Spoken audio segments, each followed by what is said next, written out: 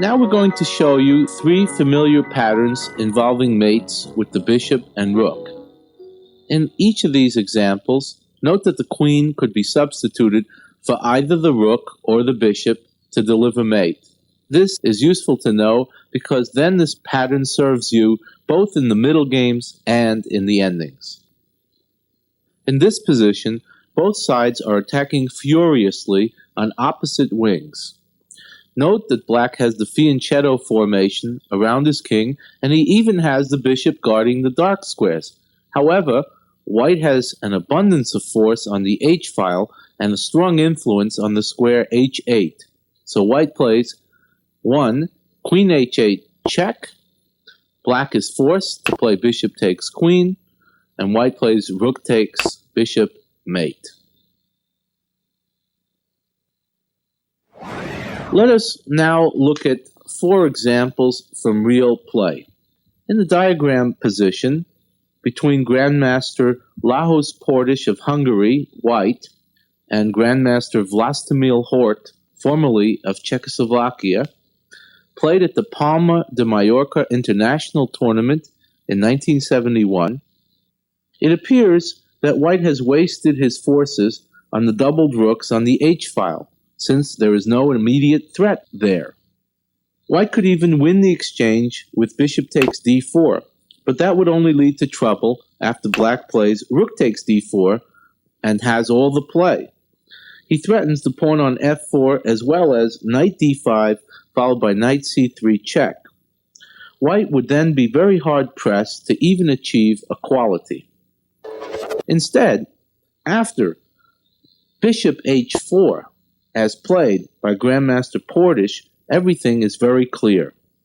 White will follow with bishop f6 and then with rook h8, which will be an unstoppable mate. The game continued. King f8, and now white played bishop to g5.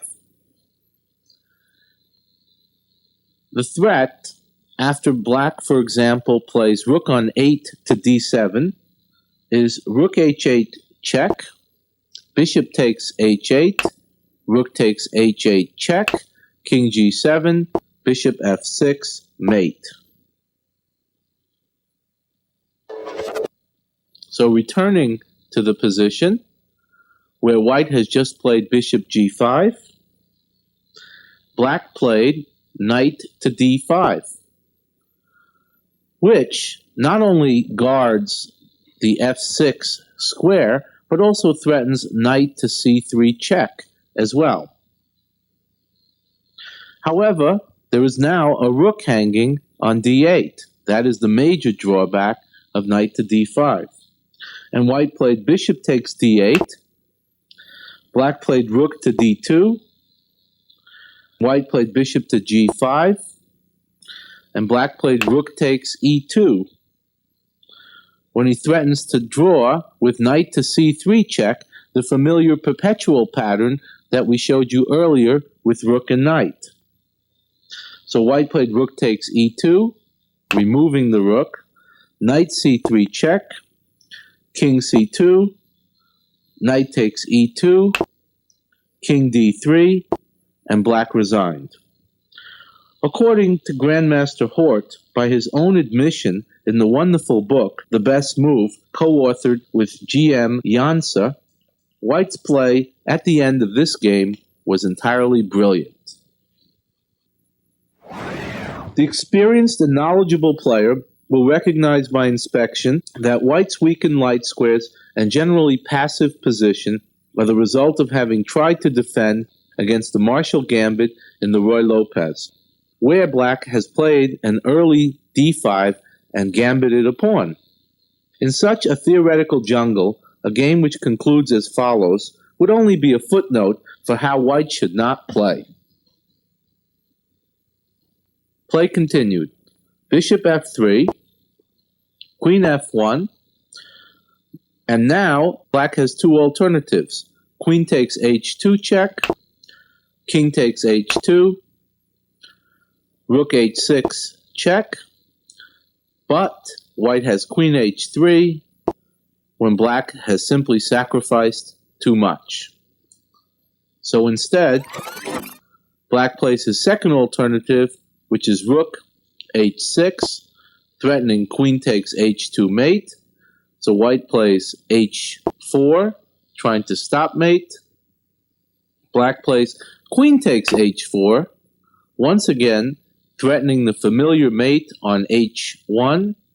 White plays g takes h4, and black plays rook g6 check. Now white could resign, and did in fact, because on queen g2, black has rook takes g2 check, because after king f1, black simply plays bishop h2 with mate on g1 to follow. This is another sharp position which occurred in the game Johansson C. Eckenberg, Sweden, 1974. Again, the experienced chess aficionado will know that this position resulted from the very popular, sharp, and currently overanalyzed semi-Moran variation of the Slav.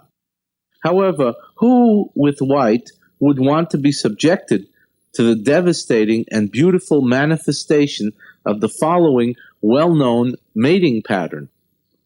Something went terribly wrong for white. Or perhaps he expected the black queen to move off the a8, h1 diagonal? No way. Black played queen takes f3. This forces the opening of the g file, as black threatens mate on g2, and who wouldn't want a queen? White plays g takes f3. Black plays rook d to g8 check. Now the only way that white can stop mate, because if he plays king to h1, black has bishop f3, mate. Instead, white plays bishop g3. And black, noticing that the pawn on f2 is pinned, plays rook takes g3 check. And again, white's only move is h takes g3, and black plays bishop takes f3 with the very common mate rook to h1 threatened and unstoppable. One of the most famous positions in the annals of computer chess occurred at the Second World Computer Chess Championship in Toronto, 1977, when Kesa, the first computer chess champion, played, instead of the normal king g7, rook e8. This left an audience of some 500 people, including a former world champion, quite perplexed. What had Kesa seen that nearly everyone else had overlooked?